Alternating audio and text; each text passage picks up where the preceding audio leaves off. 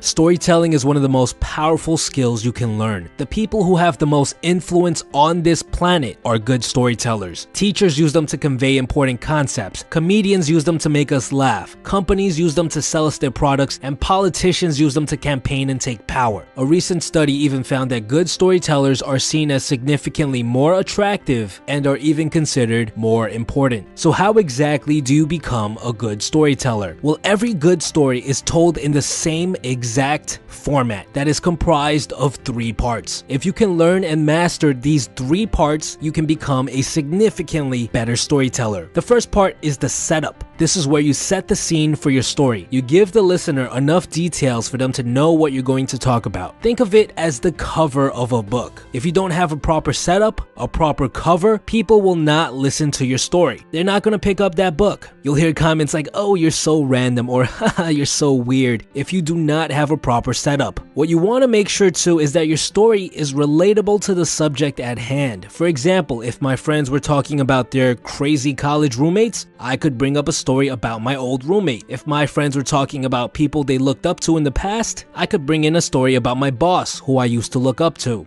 The second part is the content. It's here where you get to the meat of the story. You describe the events that occur, but if you spend too much time covering unnecessary details, people will quickly lose interest. I'm sure we've all met those people who just talk and talk and talk and never get to the point. It's safe to say people don't really listen to their stories. A good principle to remember here is kiss versus kill. Keep it short and simple versus keeping it long and lengthy. If a piece of information is not crucial for the story to make sense, do not include it. Think back to the last time you watched a good movie. What was going on in your head while you were watching this movie that made it so great? It might have been funny or beautiful, but the most important factor it had was tension. By building more and more tension, your listener gets more and more invested. They wonder, "Oh my god, what's going to happen? How will this story end?" Now, in order to build tension, the meat of your story has to be interesting. The events that occur have to be something that doesn't normally happen. For example, you can't tell a story about you going to the supermarket and all that happens is that you buy groceries. There's no tension. The story is boring. If people stop paying attention halfway through your story, it's because you're either killing it or you're not building enough tension. The third and final part of a good story is the resolution. It's here where you release all of the tension you built up in the previous step. In comedy, the resolution is the punchline. In presentations, your resolution is your conclusion. If you don't properly resolve your story, people will not realize your story is done. Now, I know that this is a lot to take in, so what we're gonna do is we're gonna analyze a couple of stories and break down exactly what part is what so you can get an idea of exactly how you should tell a story. I think it's very important to have a mentor you can look up to. The man who taught me everything I know about hustling, work ethic, chasing your dreams was my old sales manager. So one day he was out trying to make some sales. He knocks on the door and a guy opens up and says, "What do you want?" So my boss starts his pitch. "Hi, nice to meet you. My name is Jim. We did some updates in the area. I'm just here to talk to you about your internet." And the guy goes, "Oh, you're a salesman, right? Well, get the fuck off my porch." Now, the thing about being a good salesman is that you have to stay persistent. You'll be surprised how many extra sales you can make by just standing your ground. So my boss goes, "Look, I understand you're busy, but it's only gonna take 30 seconds. So the guy reaches behind his back, pulls out a gun, and pistol whips my boss right across the face.